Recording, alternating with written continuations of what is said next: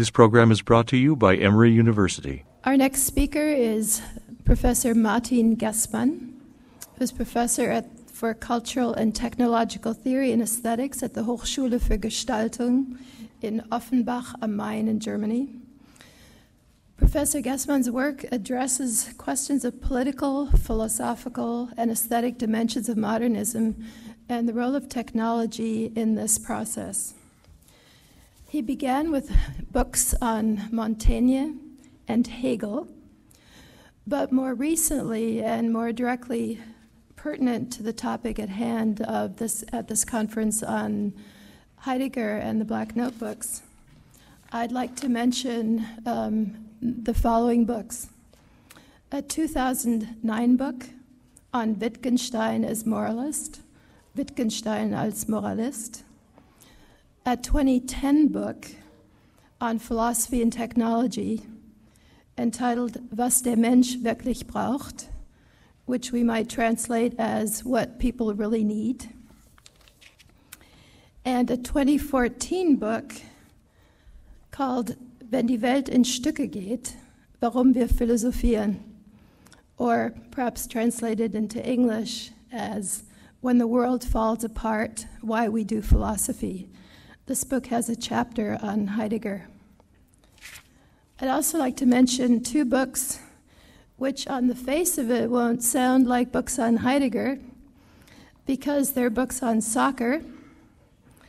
A 2011 book called Philosophie des Fußballs, or Philosophy of Football, which those of us who we mean Americans, call soccer. And a 2014 book called Mit Nietzsche im Stadion, or With Nietzsche in the Stadium, in which, especially in the 2011 book, Professor Gessmann introduces us to a somewhat different Heidegger, namely one who was a football fan and who would like to go to his neighbor, who of course had a television and Heidegger didn't, and watch the soccer matches. Professor Gessmann's current work is a collaborative project in which he engages questions of memory from the perspective of both philosophy and neuroscience. His talk today is entitled Heidegger and National Socialism. He meant what he said. Please join me in welcoming Professor Martin Gessmann.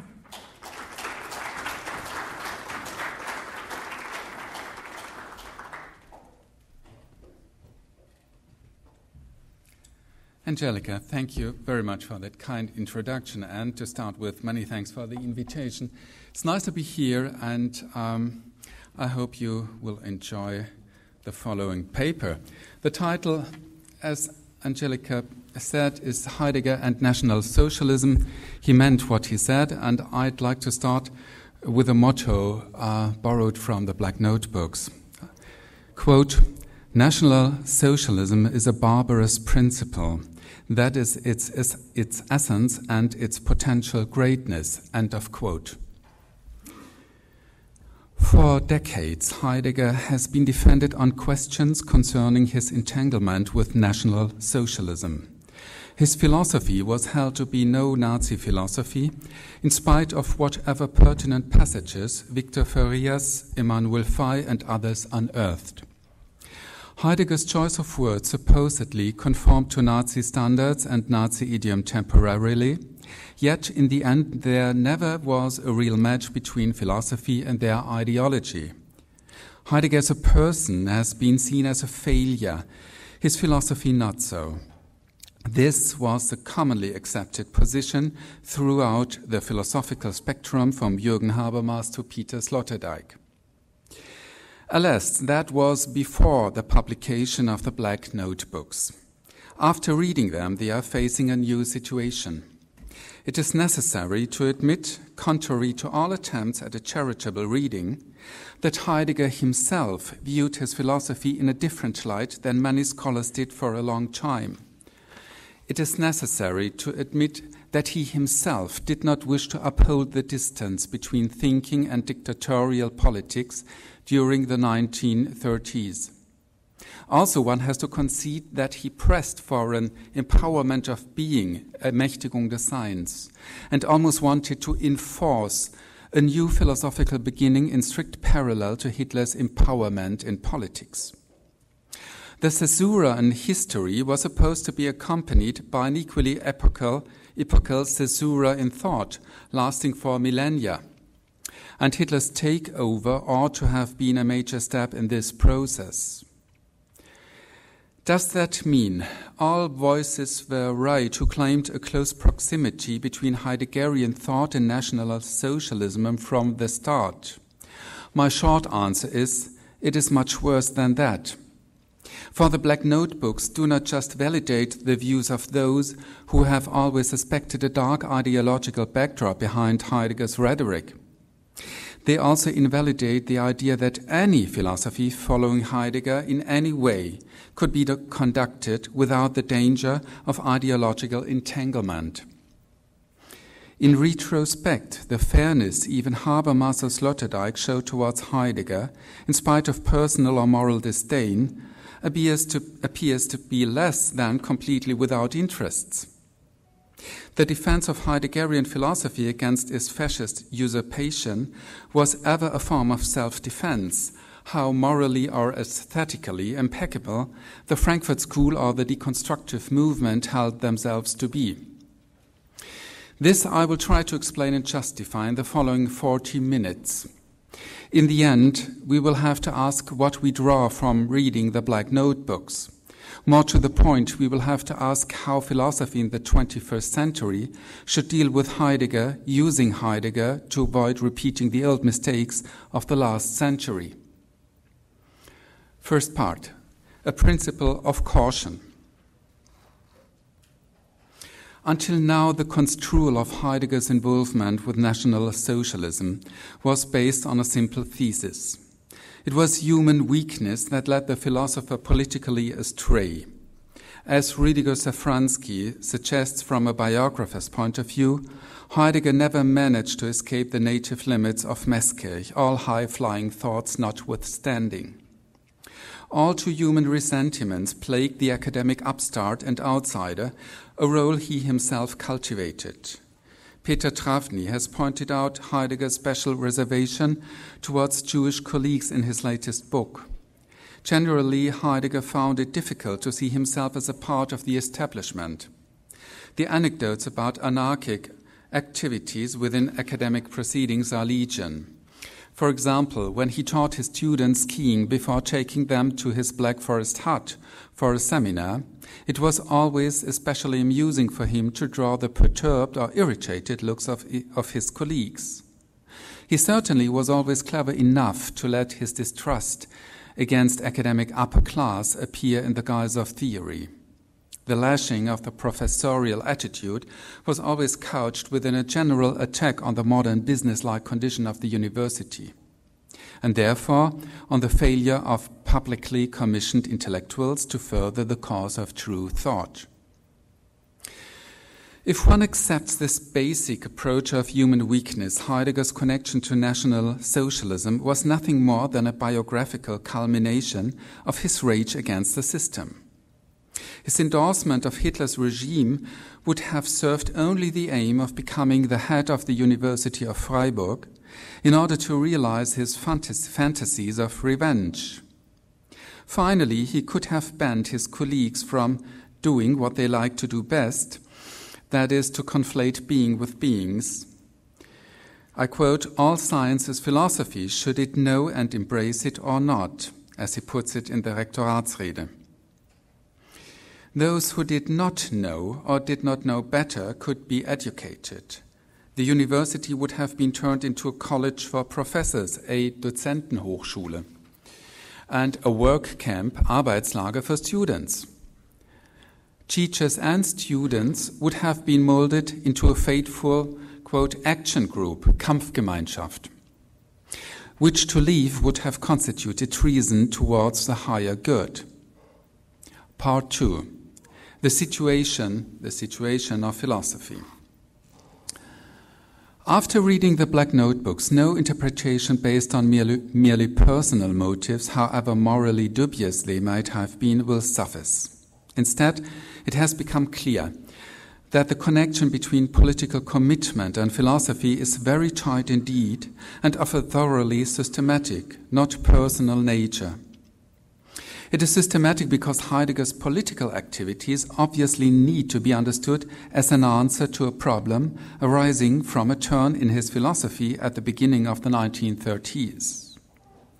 To return to a merely personal perspective one more time, it seems that Heidegger's mood, as disclosed in the notebooks, has been struck by two insults. Firstly, he was aggravated by the fact that his philosophy brought no epochal change to pass whatsoever, and was repeatedly misunderstood by everyone but himself. Secondly, he became impatient since his message was now in danger to lose any historical force. Instead, we might also take a more philosophical approach and start off with Heidegger's dissatisfaction about his own being and time. The basic criticism is now his failure to achieve what he aimed for, a failure he now perceives to have been necessary. Quote, "So it was a mistake of being and time to try to overcome ontology directly. Its ghastly success is just more and even more abysmal babble about being." End of quote. It is possible to find a share of vanity about the public misunderstanding, yet his insight into his own error appears to be honest as well as fitting. The problem as such is now named and can be reconstructed thusly. Ontology is the title of that classical philosophical discipline concerned with the being of objects, or being qua being, as Aristotle puts it. Heidegger uses quotation marks around ontology, indicating that the discipline misses its own goals. Originally, Heidegger viewed ontology as an open horizon, wherein the essence of things discloses itself to us almost on its own. The world offers itself to our understanding without any theoretical activity on our side. Contemporary ontology, however, is nothing more than the product of ideology, or a Weltbild, picture of the world we form of the world. The world therefore appears to us only as a philosophical construct or artifact. We have become readers and interpreters, imbuing the world with our own completely subjective meaning. Three factors are to blame for this strange warping of our worldview. The first culprit are the sciences, subscribing to reductionism since the 19th century. All issues concerning the world could now only be treated within the terminological framework of natural and causal laws. Especially, the groundbreaking results in the 20s and 30s led to the total dominance of physics in all matters of Weltanschauung.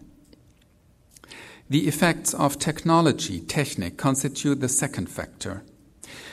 They are the deep reason for the obstinacy of modern science and the idea that science might be the exclusive agency of academia.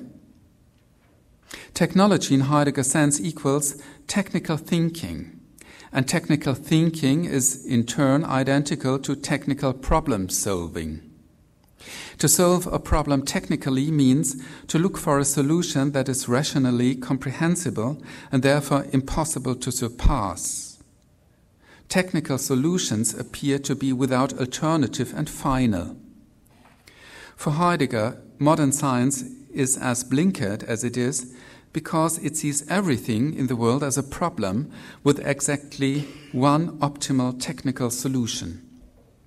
Propaganda-wise, this brand of thinking draws its success from the sensational technical achievements of the 20s and 30s, as well as the aesthetization of technology in the wake of the Neue Sachlichkeit and Bauhaus.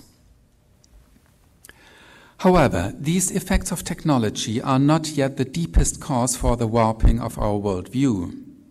Behind science and technology, Heidegger finds at work the essence of computing and calculating. Every calculation takes place within a general ethos of utility or exploitation. In the end, this means that every scientific or technological advance needs to be profitable. Here we are then faced with a Marxist motive, insofar as in this line of reasoning, three ideas become relevant. Firstly, every theory is grounded in some praxis. Put critically, every discovery is motivated by interest. Secondly, technological progress does not happen for its own sake or the betterment of mankind, but in the name of profit. Thirdly, the urge to exploit science and technology is in itself meaningless and therefore turned into an end in itself. As the accumulation of capital only ever serves the goal of accumulating more capital, utilitarian calculations only ever aim at bringing forth more calculating utilization. And so it seems to Heidegger, as it did to Marx before him, that the calamity and fate of modernity is to get caught in this circle of self-motivating self-maximization. Science, technology, and calculation are now merely mutually supportive elements of universal doom. A persistent apocalyptic mood combined with a radicalized socialist promises fosters this general undertone which colors even everyday life, especially since the end of the 1920s. Heidegger sums it up in the notebook as, I quote, "We stand before the abyss. Wir stehen vor dem Nichts." End of quote. Part 3. A first solution. This is in short the starting point from which Heidegger embarks on his systematic self-critique from 1931 on in the Black Notebooks. Regarding his 1927 book, Being and Time, Heidegger sees himself faced with a difficulty that he wanted to surpass ontology directly, as quoted above. This means he wanted to overcome the impending doom he had diagnosed philosophically with the help of a counter-program. He wanted to show how a mental as well as existential reorientation would have to be thought and implemented. To achieve this, Being and Time operates on all of the three levels discussed above. In regard to science, the things now exclusively understood as present at hand need to be thought of as practical and originally ready to hand. In regard to technology, all artifacts need to be understood in light of those ends truly inherent to them. Heidegger calls this the what for, zu, and their relevance, Bewandtnis. And finally, regarding the excesses of utilitarian thinking, he brings the notion of existence into play based on care and a meaningful connection to the world. This juxtaposition on modernity and existence fits perfectly the general mood of the 1920s. In his The Decline of the West, Oswald Spengler had already argued that all so-called powers of modernity were waning and had led the world close to the abyss, and that individual existence alone was still human enough to be relied on to regift meaning to the world. Basically, this mood was nothing but a stylization of what the soldiers returning from the trenches experienced. Their home and hearth gone, no job to be found or livelihood to earn, no family or fatherland to return to, just the hardships of survival. The dramatic experience of the finitude of all things that appear suddenly along the sudden loss of meaning lent a welcome pathos to Heidegger's talk of carving out an existence. Care, or, as we should now translate Sorge as sorrow, became an easily understandable byword of these times, since it not only referred to everyday issues, but invoked the menace to one's complete existence. Sorrow is existential sorrow.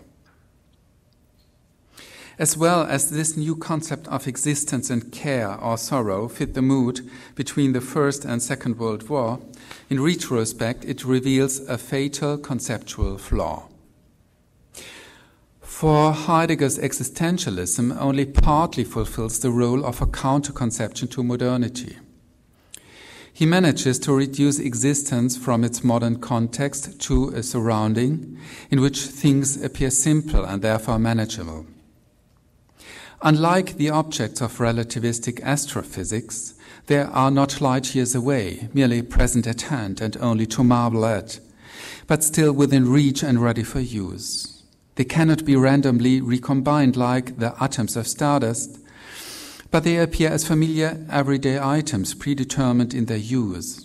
Finally, we are unable to utilize them to unleash uncontrollable chain reactions with unimaginable and destructive consequences.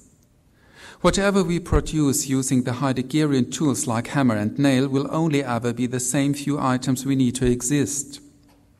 Yet, even these existential surroundings of the craftsman's workshop and the artisan's studio just reproduce the same old type of ontology as Heidegger comes to understand in hindsight. Even though there are no natural laws ruling this life world and no need to reduce everything to the merely present at hand, it is governed by an almost primordial order of meaning emanating from the readiness to hand of equipment. There might not be any technical problem solvers in this world, but it is inhabited by artisans and repairmen. The unleashed fury of capitalism might be absent, but we are still faced with a sort of self-proliferation of life, wherever existence frees itself from its state of Geworfenheit, thrownness, and sets forth to realize its own project. However one looks at the situation, in the end there emerges only a copy of modern ontology in pre-modern guise. We are still looking at a closed picture of the world whose presence diminishes every notion that things could be fundamentally different from our current conception. The horizon of our worldview remains limited, even closed. I quote, "Being in time," Heidegger states accordingly in the Black Notebooks, did not, quote, "resist three ambient temptations on its way. Firstly, the ethos of groundwork stemming from neo-Kantianism. Secondly, the existential Kierkegaard Dilthey. Thirdly, the scientificity phenomenology." End of quote. Heidegger offers us an academic version of our own error analysis. Firstly, he sees the re-entry of reductionism. This was his critique of neo-Kantianism. Secondly, the life world is still treated as a technical construct. This was supposed to be the mistake of Husserlian phenomenology. And thirdly, the existential still looks like a technical problem in the form of either-or, like a flip switch, which is, with this he targets Kierkegaard and Dilthey. Both engaged with the issue from a literary and historical point of view, but did not reach a deeper philosophical understanding. Part 4, a second solution to the problem. Heidegger's next idea is easily understood against this backdrop. Up to now, his philosophy had only managed to set one ontology against another. Put more succinctly, Romanticism was now in opposition to modernity. The new task was to avoid the mistake of being in time. All philosophical projects up to and including being in time need to be illuminated in such a way that their shortcomings become clearly visible. The means of choice for this task is now the history of being. In it, worldviews succeed ever older worldviews, and it becomes apparent that in truth there is no progress. Each new take on the world tries to outdo the one just overtaken by claiming sole validity and forcing its successors into oblivion. In the grander scheme of things, it turns out to be arbitrary which Weltbild currently holds sway, since it is barred from reaching the truth by the fact that it is a picture of the world in the first place. So far, so good, one is tempted to say. Heidegger sees his idea of destruction, his, quote, idea of destruction determined, quote, end of quote, by this context of continuous discrediting.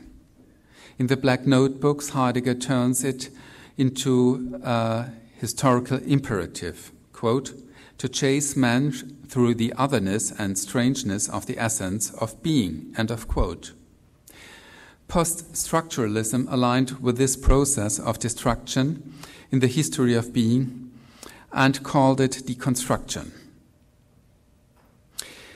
The real problems set in once Heidegger stops operating anarcho-critically and becomes affirmative, insofar as he now wants to determine the position in the history of being from which such a destruction of metaphysical claims is launched from. But this means to turn a reflexive stance into a proper point of view, or, to use Niklas Luhmann's vernacular, to move the observer, who has to stay outside of any dogmatic machinations, right into the history of being. Using Kantian terminology, we might generally say Heidegger's move means to revert from a modern transcendental approach back to a pre-modern metaphysical one. Heidegger does this by turning the perspective of the observer into a beginning of the history of being. Since he still wants to hold this distance towards the metaphysical positions he makes this new beginning into a grand beginning, quote, to which we have to revert, end of quote. It is grand apparently because it is not, it is grand apparently because it not only happens within time, but somehow outside time as well. From it emanates temporality, which all later pictures of the world differentiate yet never understand in its essence. So says Heidegger. Part 5. A third solution. It gets scary once this still transcendental conception of the history of being is transformed into a, quote, world event, Weltereignis, end of quote. For some time, Heidegger tried to cope with this in a classical way. He starts, like Kant, on a reflexive level and attempts to find a change of heart in the general mood. Again and again, he thinks he could perceive such a shift, quote, finally, set firmly in the creative co-responsibility of the truth of national existence, end of quote. Soon after this upswing follows disenchantment. Heidegger talks about the quote, economic affliction of the world, unemployment, and the historical affliction of the state, Versailles, and the chain of these afflictions. But, he notes, quote, we do not yet feel the spiritual affliction of existence. And this is supposed to be, quote, the worst affliction, end of quote. Another Kantian move could be seen in the effort to find an external historical sign for the inner change of mood. It is an option Heidegger resorts to sporadically in the Black Notebooks. For example, he speaks about the, quote, world moment of our history and its resolve, end of quote. And this world moment, as he continues, needs to be met with the, quote, order and readiness for revolution, end of quote. The autumn of 1932 sees him commemorating the, quote, incomparability of the world hour that will make German philosophy resound, end of quote, only to interrupt himself in finding that the, quote, philosophy that is not could never ever be engaged in the political. On closer consideration, no change of mood takes place and the spiritual affliction of existence remains hidden. And neither are we granted a reliable historical sign that our world hour is at hand. But for Heidegger, apparently, something needs to happen now. Enter Nietzsche, and the most worrying shift in Heidegger's thinking during the 1930s. As he summarized his experiences later, Nietzsche destroyed me. Original Nietzsche hat mich kaputt gemacht. But in 1932, Nietzsche still appears to offer the solution for his problem regarding the history of being, since he alone supposedly saw the, quote, current situation and could see it because he foresaw into something different, end of quote. This foreseeing into something different means he, quote, created the totally different ethos of man, the looking and demanding forward, end of quote. What initially reads as another rhetoric gesture of hope in hopeless times yields consequences of systematically staggering importance. The former caution modeled on transcendental philosophy is discarded. Gone is the stance of the neutral observer of possible mood swings. To actively bring out this shift in moods is now the task of philosophy. Nietzsche, and now Heidegger along with him, conceives of this progress based on the model of the artist in times of decadence. If a time is deprived of meaning and conviction, a great work of art is needed to alleviate the misery. All real work of art shapes a time in that it does not only interpret it, but forms it spiritually. The great work of art sets a direction understanding has to follow.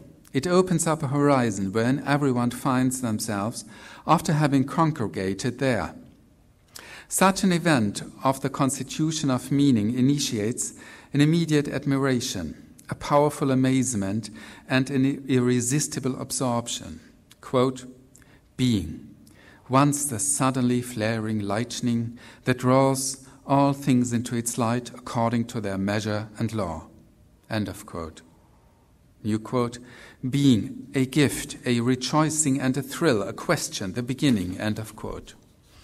Dionysian rapture and Apollonian form merge once more into a work Nietzsche himself could not finish.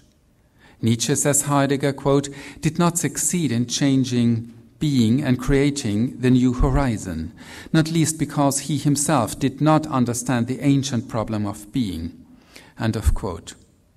Since Heidegger is well equipped with this understanding, his philosophy is destined to become the driving force of a new era.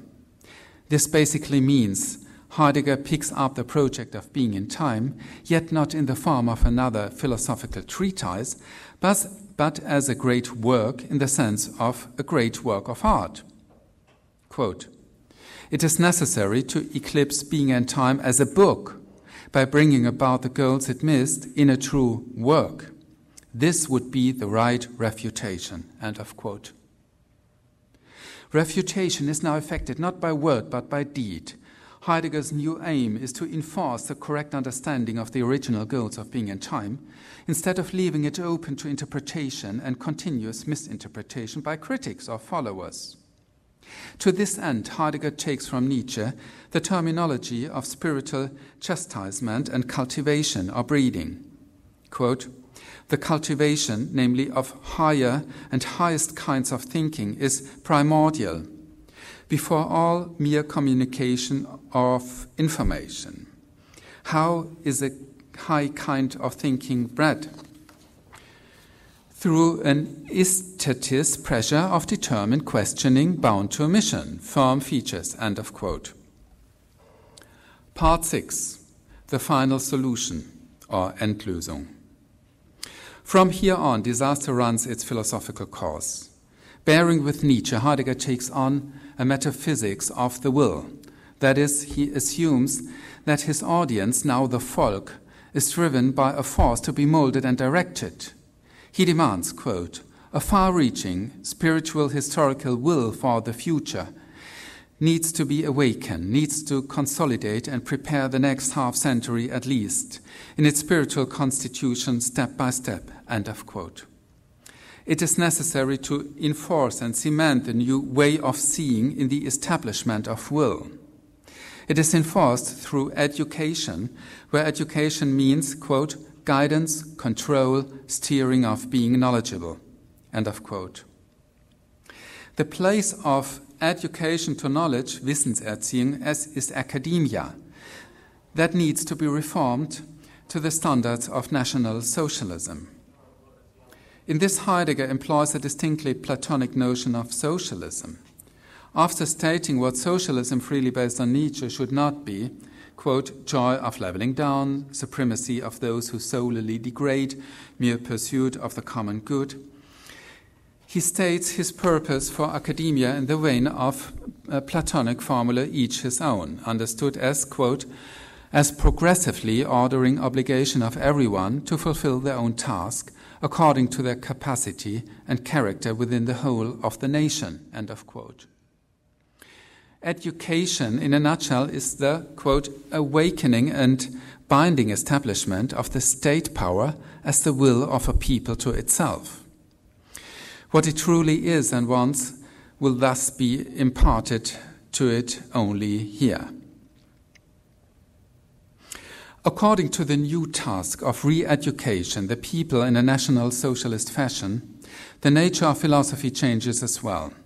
Metaphysics is now conceived of as meta-politics.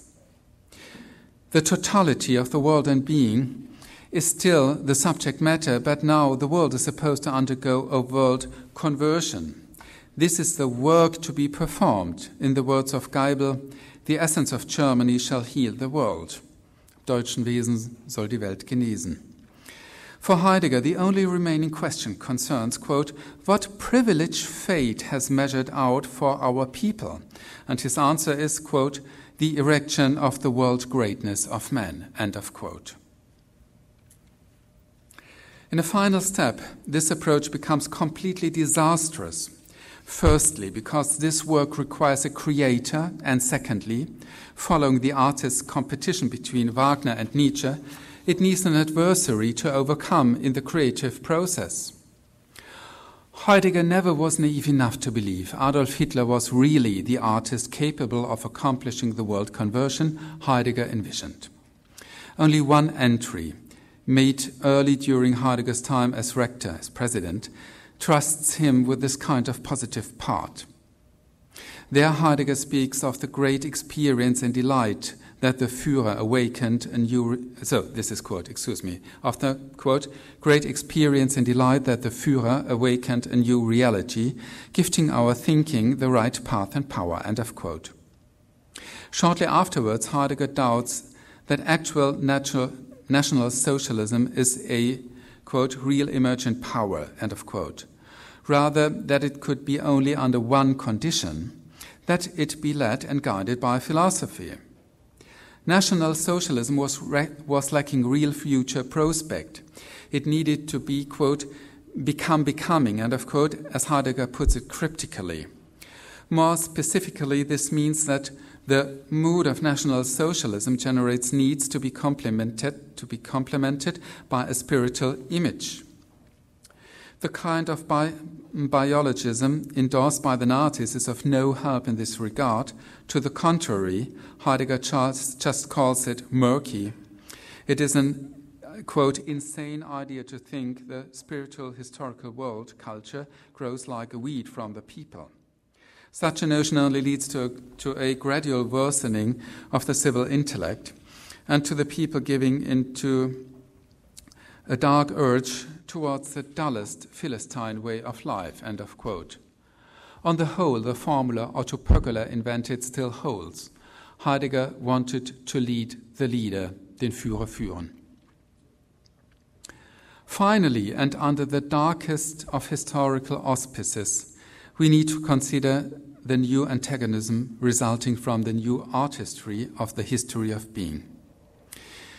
Looking back at Being and Time, Heidegger remarked early in the Black Notebooks, objection to the book, quote, objection to the book, I'm still lacking enemies today. It did not bring me a great enemy, end of quote. In the sense of Carl Schmitt, such a great enemy should be conceived of as the agency that makes our own question gain form. After Being and Time is now dwarfed by a grander undertaking that includes the rebuilding of the world and its history of being, things have changed. Just as Heidegger has now become the agency to make primordial questioning a reality, The Jews have turned into the enemies, the artists of the opposite, so to speak. He thinks of them as advocates of pure calculation and agents of the forgottenness of being. They operate from the shadows of the history of being, as Heidegger puts it perfidiously, a form of agency that makes their activities impalpable and unassailable. Right at the end of the Black Notebooks, Heidegger writes, quote, it's the first time you hear that quote, but I repeat it, "The Judaism of the world, spurred on by those who were allowed to emigrate from Germany, is intangible everywhere and does not need to engage in warlike acts in spite of their display of power, whereas we are left to sacrifice the best blood of the best of our nation," end of quote. Peter Trafny has already said everything of import on this matter, or will do so soon. The systematic absurdity in this context consists in the mistake of combining causally, a purely reflexive and therefore ahistoric point of view with a historic subject. This can only be wrong unless one follows Nietzsche in discounting the whole of Western metaphysics as the invention of a philosophically minded priestly caste. In this case, the history of being would be a rhapsody of personal ressentiments, completely devoid of anything coming close to a true understanding of being according to the precepts of being and time. Part 7. After the final solution. Only much later did Heidegger himself come to understand the insights just stated. That, firstly, his own engagement aiming towards a philosophical re-education was doomed from the start. And that secondly, philosophy is inherently unable to bring about a reconfiguration of the world. This late admission is well recorded in the now famous Spiegel interview of 1966. Spoken from long contemplation, Heidegger says, and I quote, "Philosophy will not be able to achieve an immediate change in the state of the world. This holds not only of philosophy, but of all merely human musings and strivings. Only a God might save us. The sole possibility of salvation I see in preparing a readiness in thought and poetry for the appearance of God, or the absence of God in downfall, that we do not, bluntly spoken, snuff it, but instead go down, if we do, in the face of the absent God." End of quote. The phrase about a God who alone is still trusted to save us might sound humble in this context. From a systematic point of view, it becomes apparent that it isn't really, because basically Heidegger just changed the position of the subject or the artist and moved it into the realm of the transcendent, but did not abandon it at all. Even the accompanying formula of thought and poetry does not constitute a deviation from the role of the philosophical prophet in this context. It just means that Heidegger has stopped speaking in his own name, but instead just speaks in memento of the truth of a distant God. This God only communicates through gestures Heidegger calls beckons, Winke, not concepts or words. Poetry, interpreted by the philosopher in light of these new conditions, just turns out to be reflection of a higher or deeper order, again. It reaches a new level of reflection, and it suffers a conceptual refraction. But in the end, it still displays the old imperative character and all traits of an enunciation. Part 8, Conclusion. In conclusion, it becomes apparent that what Heidegger says in the Black Notebooks was no subjective fancy, but a seemingly sober and objective analysis. He meant what he said. In a 1948 letter to Herbert Marcuse, he confirms again, I quote, "I expected from National Socialism a spiritual renewal of our whole life, a reconciliation of social antagonisms, and the salvation of Western existence from the perils of communism," end of quote. History of being and real history suddenly seemed to run parallel for Heidegger, especially where his older existential analysis of being and time could be transformed into a project of renewing existence. A renewal, his philosophy was supposed to add major contributions to, as he wanted it to be known, through the title of his second main opus in the 1930s, Contributions. To actually contribute actively to this process, a complete reorientation of the basic understanding of his philosophy was called for. He did not care to interpret the world anymore. He sensed the time had come to change it. This Marxist socialist maxim was combined with a more national romantic notion. The, quote, planetary motion of modern technology, end of quote, was to be opposed by a common reflection of the German people on its pre-modern spiritual roots. This reflection was supposed to be enforced in a Nietzschean vein by breeding a new spiritual nobility. From this moment on, Heidegger conceived of his philosophy as an essential contribution to the National Socialist Gesamtkunstwerk, global work of art. Again, following Nietzsche, Heidegger saw this as the grand Western cultural drama: awakening, going astray, catharsis, return. The task of the thinker was now the same as that of the great poet or even a god. I repeat, guidance, control, steering of being knowledgeable, end of quote. Finally, our spiritually advanced leader was of course in need of a Manichaeist enemy to complete himself and the drama he had designed. The Jews and their spiritual and world political conspiracy fit the bill perfectly. So, now, where do we go from here? If this is indeed the bottom line of our perusal of the black notebooks regarding Heidegger's connection to National Socialism, what follows for dealing with this oeuvre? Two things. Firstly, those who previously defended Heideggerian philosophy need to acquiesce in dealing with questions of a new kind. For instance, whether the attempt of saving Heidegger after being in time forces us to maintain the idea of philosophy as an artistic adjustment of reality in some way, and whether maintaining such an artistic paradigm in itself brings something fatal to philosophy. Michel Foucault, for example, feared as much when he accused Jürgen Habermas's conception of humanizing discourse of not being able to work without philosophy policing all discourse.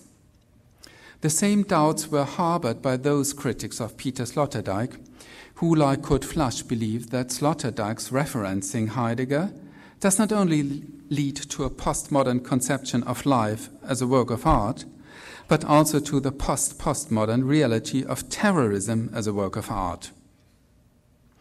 Secondly, we are, as a consequence of what has come to light, obliged to start from a different point in Heidegger's oeuvre.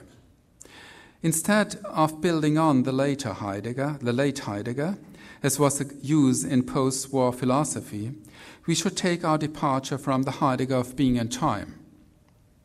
From the perspective of being and time, Heidegger had two strategic options at his disposal.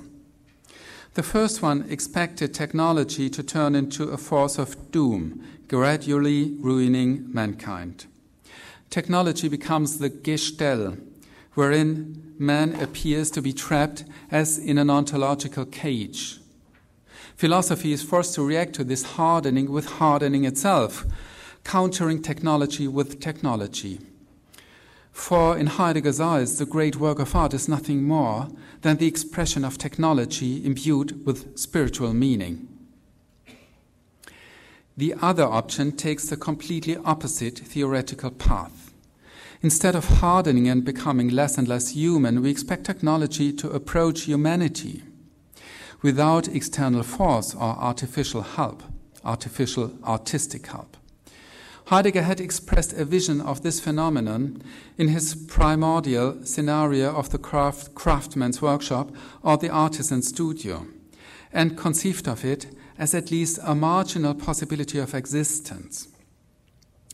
In the artisan's studio, the equipment seemingly offers itself to the hand of the craftsman, and is nothing more sinister than a technological aid through which human praxis is enabled. Hannah Arendt transposed the option of unobtrusive technology into the realm of the political and the practical, although still at the price of marginalizing it into a small existential niche in which this kind of academic reflection is still possible in modernity, academia.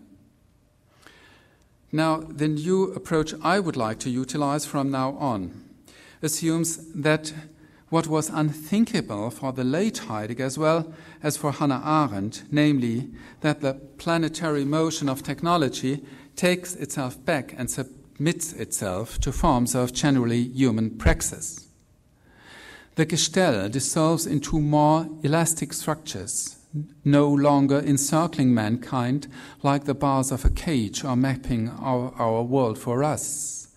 Metaphorically, the Gestell transforms into a web that turns out to be surprisingly flexible in regard to coping with our daily businesses and errands. The fact that the culture of technology is now a web culture implies a second major change in the meaning of technology in accord with Heideggerian ideas. Technology again is to be understood as a precondition of praxis. As soon as we manage to convince ourselves that the nature of our new web culture is not so much communication and control, but interaction, we have taken this step at least theoretically. In this slide, the shift from Web 1.0 to Web 2.0 needs to be conceived of as the turn of eras regarding technology. I believe a new web policy is the cue, starting from which we need to understand as well as write Heidegger's critique of technology anew. Obviously, all the interactive proceedings of the Internet are not more than a prominent example of what I mean, but they are but one phenomenon instantiating the structure of the web. Our analysis needs to work with far deeper and wider notions of web and linking. I believe the decisive fundamental structure of our new ontology will turn out to be what Bruno Latour called a parliament of things. But this is another topic for another talk. Thank you very much for your endurance and attention.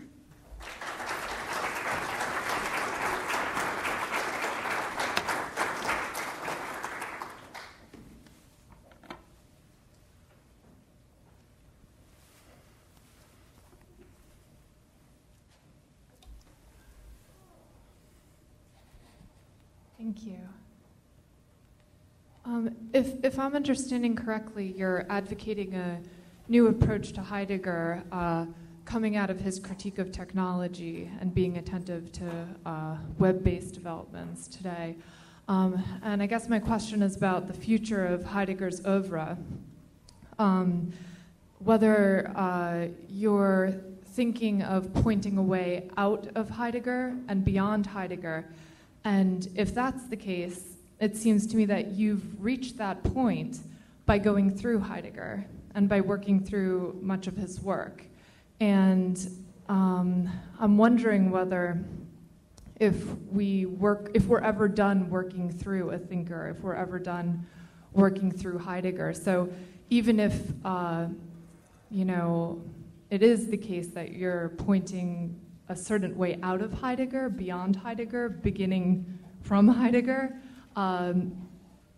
is that really getting out of him, or do we need to keep going back to Heidegger and through Heidegger in order to reach where you're saying you are, or you think we should be, if that makes sense? Thank you for the question. Yes, indeed, I think the last option you mentioned is the one I'd like to adopt. So, of course, I'm not here to say nasty things about Heidegger or to discard his philosophy, but to try to find out which way we can go if we still want to stick with Heidegger, but avoid the failures I think he committed and are now apparent in the Black Notebooks. And like you said, the first Heidegger seems very promising for me, because he already had a notion of how to get back to a notion of what he calls Lebenswelt on phenomenology, Lebenswelt in the meaning that this is a human surrounding that is worth living in. And maybe you could say that Heidegger was not patient enough to think of a solution that could link to this first draft he made. And so what I try to convey is that the Heidegger of the ready to hand is the one we have to stick to and to go back to. And the late Heidegger, with all the poetry and thought thinking, is one that proves difficult. I think after reading the Black Notebooks, even more difficult. Thank you, Martin. Just a small question regarding your motto. That National Socialism is a small... Speak directly. Can you hear that? Yeah, okay. Just a small question about the motto of the talk, that National Socialism is a barbaric principle. A barbarous principle? Your motto for the talk was that National Socialism is a barbarous principle.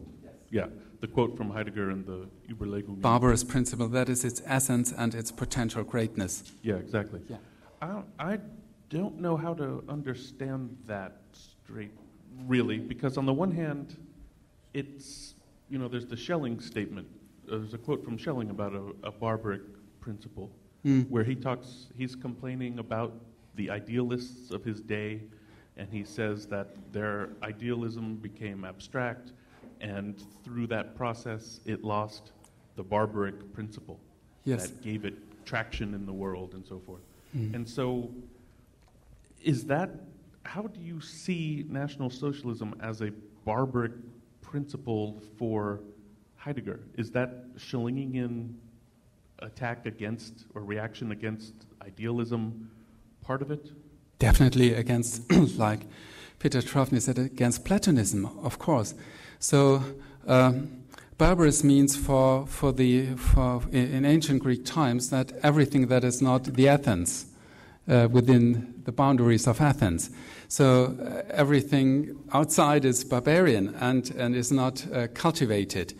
And when Heidegger says that National Socialism is a barbarous principle, that means that culture or modernity or Platonism, you can interchange these items, has now to be overcome by some force that is a brutal force, an uncultivated force.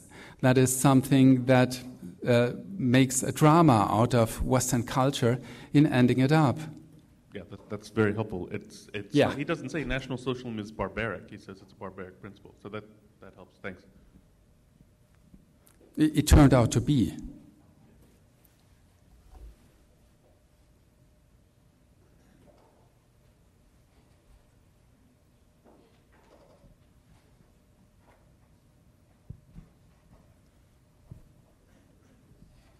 I would like you to clarify one point. Do you think that the fundamental error that Heidegger made is that he needed an enemy, never mind that he made the Jews an enemy? So is it the principle of enmity itself that is the problem? Is it the attempt to have philosophical thought serve as a work of art for the creation of a political world? So even without having Jews as your enemy, if you have a system of philosophy that tries to be political and that orients itself toward the figure of an enemy, is that the fundamental error that you... No, I don't think so. The fundamental error, in my eyes, is that he conceived of the history of being as a drama, as a work of art. And if you get this scheme, you need, in this drama, you need an author, you need an enemy, you need villains and heroes. You know what I mean? And if once the scheme is set, you have to make your casting. And so the Jews, in the end, fit perfectly well into this scheme without having any historical role whatsoever. So the scheme is one that is the scheme of a work of art, not of history, something made up, you know. And if you start from a conception of the history of being, that is not more history of the world, but a world drama made up by some poet or a god, or I don't know who. In the end, it becomes disastrous because you have to fill in the slots of the drama. And if then comes in handy that this discourse about the Jews prompts them to be the ideal enemy in this drama. Don't know if I made myself understood at that point. I totally would agree with this interpretation that that there is the problem in Heidegger that he thinks history. Well, I guess he himself uses the term tragedy, so that tragedy is the model narrative for his access to history. But what I want to ask is, wouldn't you say that this discourse in 33, 34 is actually a discourse about revolution, about the political meaning or concept of revolution, and that Heidegger would, and this is maybe now the question, like many philosophers since Plato, would say that philosophy is, as philosophy, a revolutionary attitude to the world. So maybe since the image of the cave, that philosophy that to philosophy belongs this transformative character.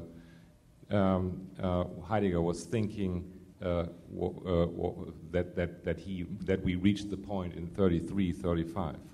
So, in another way, is this narrative not an internal feature of philosophy since the beginning? So that the concept of ahistoricality for Heidegger is the same like losing all narratives. And your interesting, I would like to discuss this later, but your interesting hints to this web culture, wouldn't it be, in this sense, in the Heideggerian sense, really an ahistoric, non-narrative, and in this way absolutely untragic period of the world, and totally maybe then totally unphilosophical? Yes, thank you. Thank you for the question. Well, I try to be very short and black and white. Revolution, at the beginning, I think in philosophy as well as in other contexts, was a cosmological concept. So revolution means that in the cosmos something turns upside down. And so it was something you can observe. Now revolution in the sense, and I grant you that Marx is already on the way, revolution in that due sense is something you produce, is humanly made, is something you not only observe in the world as going on independently of your actions, but is something you bring about. And I think this second point is the one that made, after Nietzsche or after Marx, philosophy entangled with politics in a way that is doubtful, to say the least. Because if revolution is something that not only opens up totally new horizons, as is the case in philosophy from the beginning, but opens up horizons if you want it or not, and you're forced to be in the light of something in a sinister light, then it becomes somewhat difficult. Leaving the cave is dragged by violence. So this violence is right up from the beginning in philosophy. So I would I would say that this is, if you take it this way, maybe it's really a problem of philosophy. Well, if you are referencing Plato in Sicily, you may be right. This is another story. So think of the Kantian revolution of Copernicus and other uses of the term. So I won't think that Kant's transcendental philosophy is something like the Nietzschean work of art. We can discuss this still later.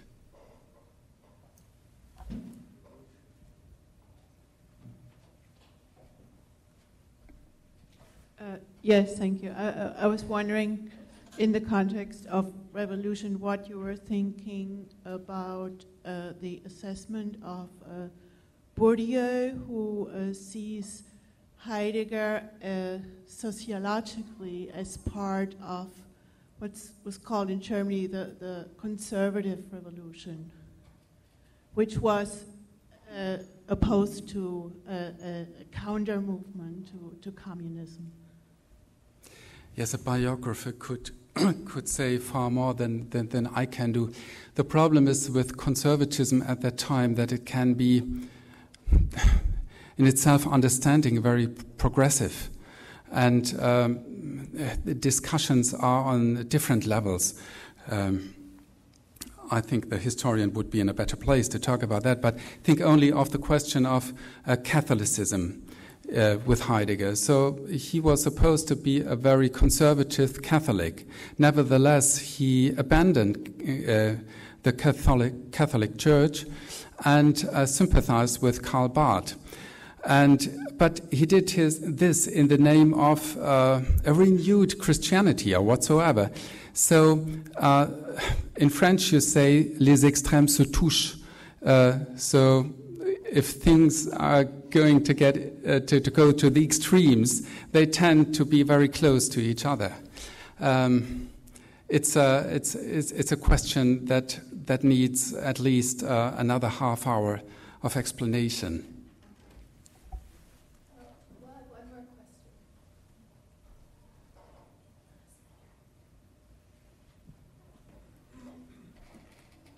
Thank you for your talk. I'm always puzzled when people keep on saying, well, there's no context.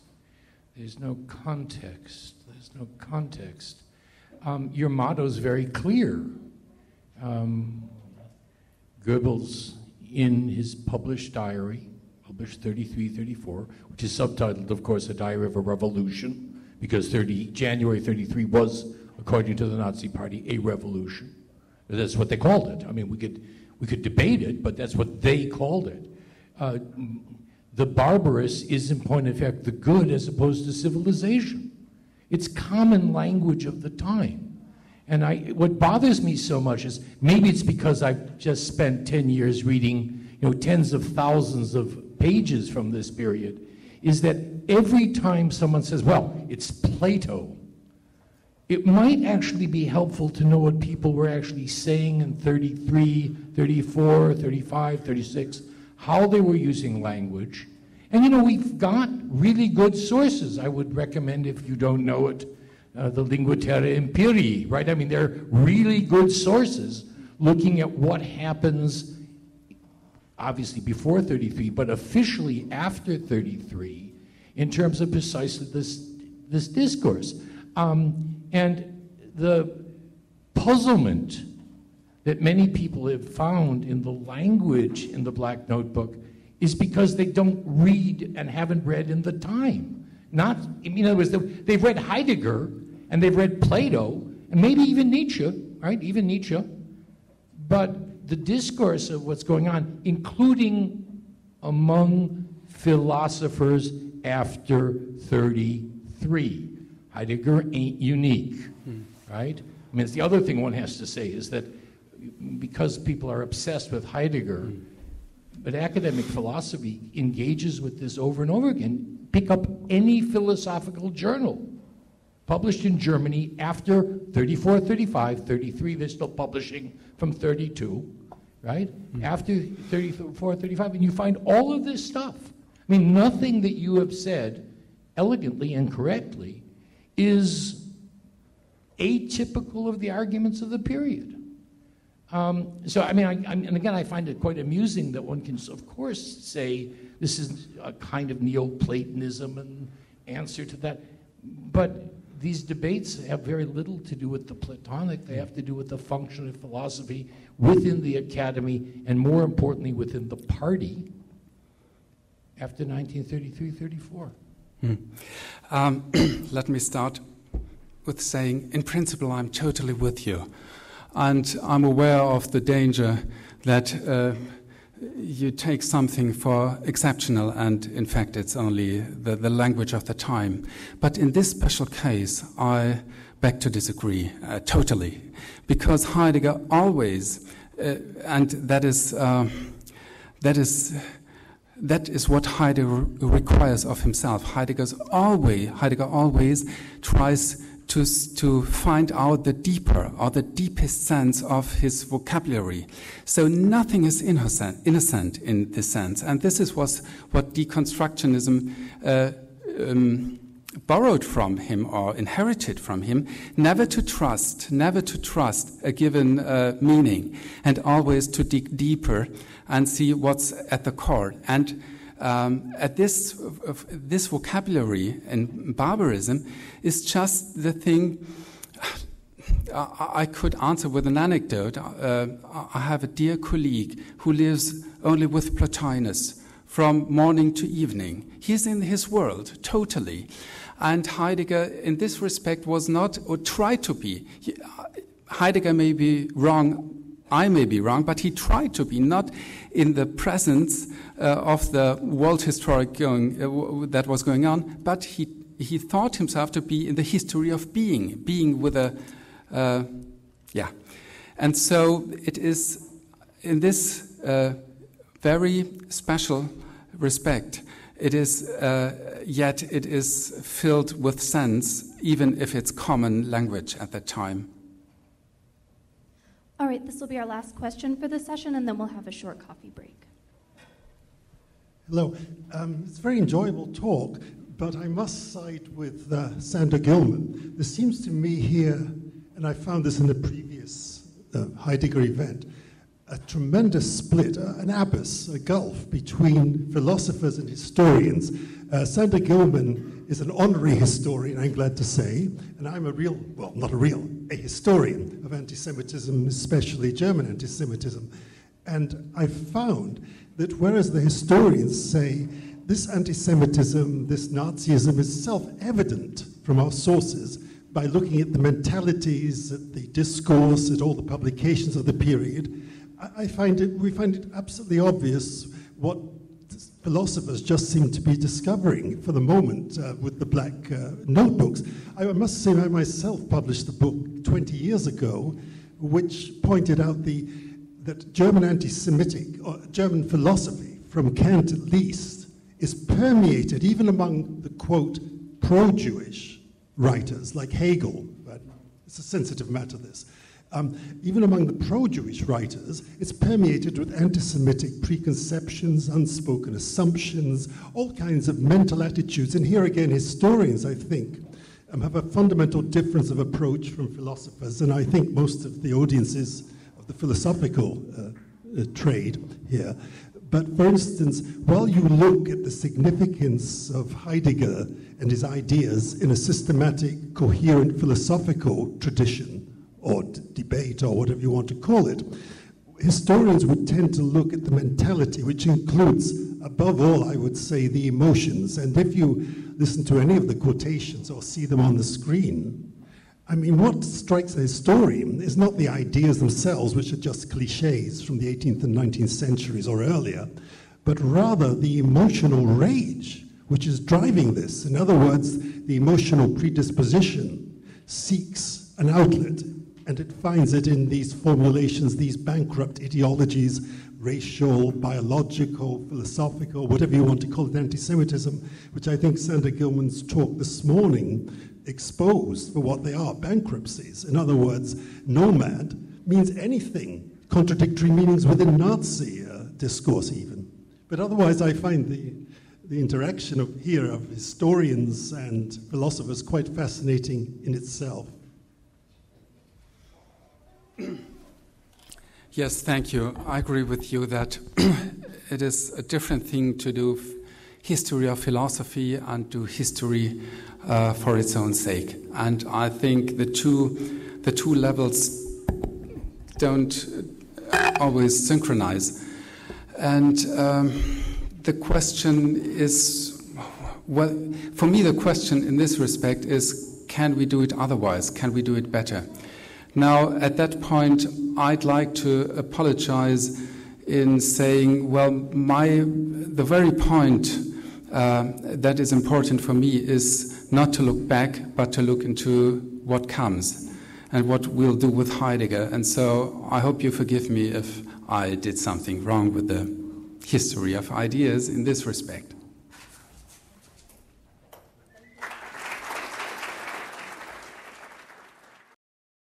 The preceding program is copyrighted by Emory University. Please visit us at emory.edu.